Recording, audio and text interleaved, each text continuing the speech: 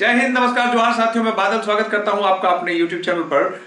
आज supreme court के एक निर्णय ने जो है तमाम देश के राजनीतिक दलों के चिंताएं बढ़ा दी हैं। जी हां, बीजेपी समेत सभी राजनीतिक दल जो है आज चिंता की मुद्रा में। सबसे अधिक चिंतित तो बीजेपी का होना लाजमी है, क्योंकि वो सत्ता में है और वो विश्व की सबसे बड़ी पार्टी होने का दावा करती है।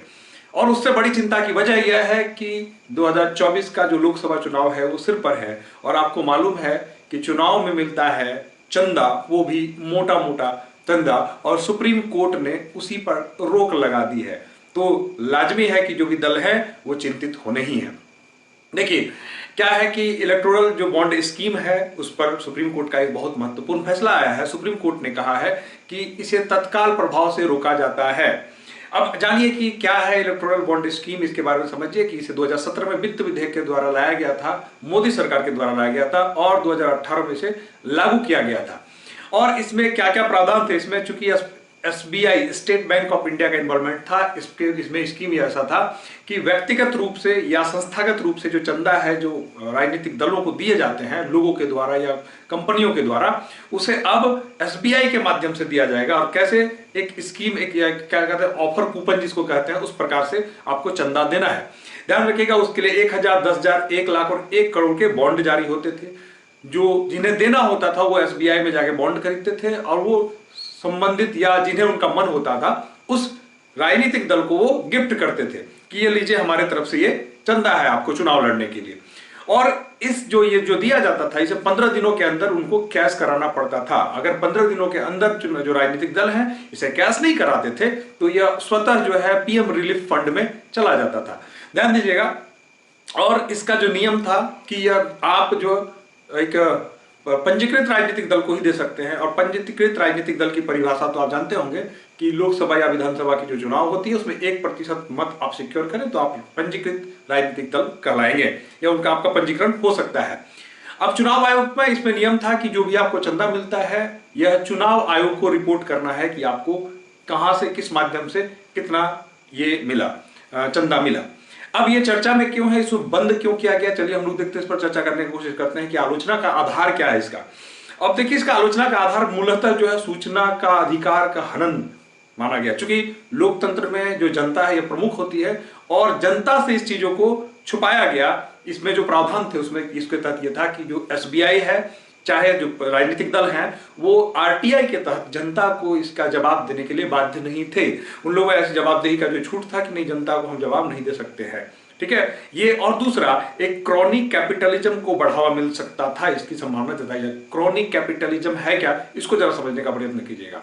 क्रॉनिक कैपिटलिज्म का मतलब होता है कि जो कोई पार्टियां जैसे चुनाव लड़ती हैं तो चंदा लेती हैं, तो चंदा देने वाले भी जो होते हैं या तो व्यक्तिगत होते हैं या कोई कंपनी होती है। तो जो व्यक्तिगत या कंपनी वाले जो लोग होते हैं क्रॉनिक कैपिटलिज्म में, वो गिव एंड टेक पॉलिसी का बहुत ज्यादा संभावना वहां बनी रहती है, क्योंकि जो भी पार्टियां, जो भी राजनीतिक दल को चंदा दिया जाता है उसके बदले एक स्वार्थ उसमें निहित होता है कि अभी हम चुनाव के वक्त आपकी मदद कर रहे हैं, चुनाव के बाद आप जीत के आएंगे तो हमारी मदद करेंगे।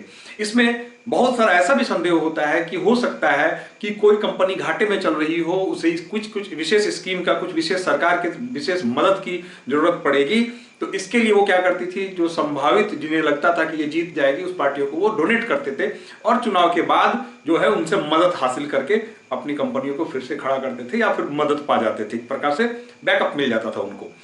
अब ये इसका कारण जो है आलोचना का आधार, सबसे मुख्य आधार आलोचना का यही है कि यह जो है सूचना अधिकार के तहत नागरिकों को इसको जानकारी नहीं दी जा सकती थी।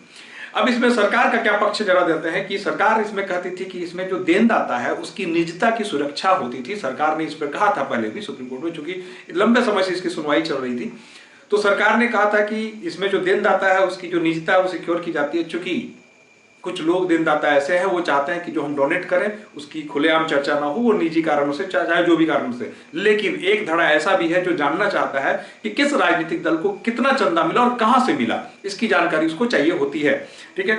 और सरकार का यह कहना है कि इससे काले धन के प्रवाह में रोक हुई थी, क्योंकि उसके पहले जो कैश जो होता था वोटिंग के पहले या चुनाव के पहले जो लोग कैश का प्रयोग करते थे राजनीतिक दल चंदा के रूप में, उस कैश ट्रांजैक्शन का जो है उसको रोका गया और ये डिजिटल हो गया।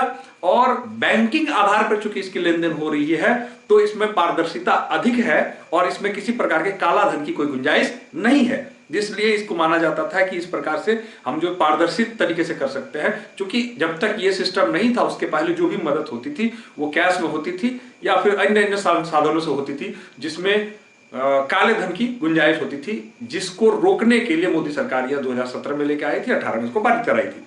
अब देखिए सुप्रीम कोर्ट का जो निर्णय है उसमें कहा गया कि सबसे पहली बात मैंने कहा कि इसकी आलोचना का जो आधार था उसी आधार पर सुप्रीम कोर्ट ने निर्णय दिया है कि यह जो है आपके सूचना के अधिकार का उल्लंघन है, ठीक है। और जो 19(1)(a) में जो है सूचना का अधिकार, जो सूचना एकत्र करने का जो मौलिक अधिकार है, उसका हनन हो रहा था।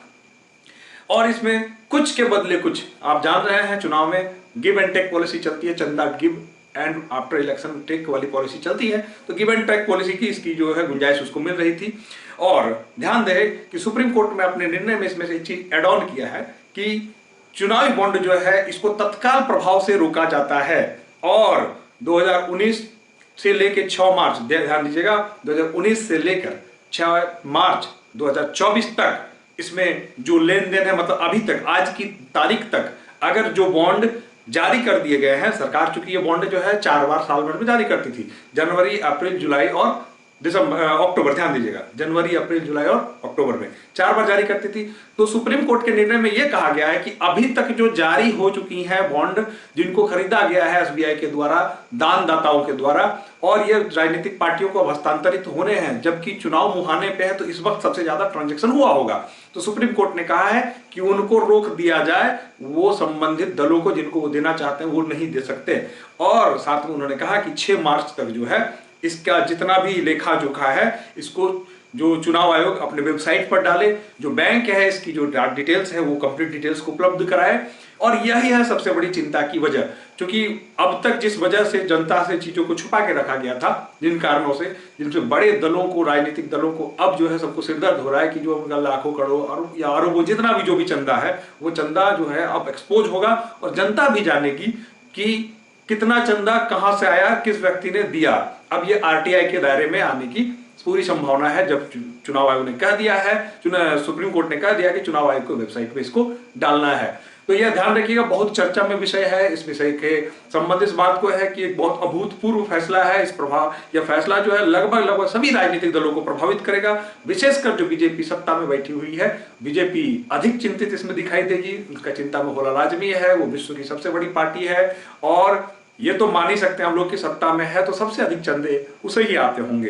तो जो चंदा उसे मिलता है उस चंदे का अब हिसाब देना होगा, लेखा जोखा होगा। बीजेपी का इस जो स्टेटमेंट आया है, बीजेपी ने कहना है कि हम लोग फैसले को पढ़ेंगे, उसके बाद इसमें कोई प्रतिक्रिया देंगे।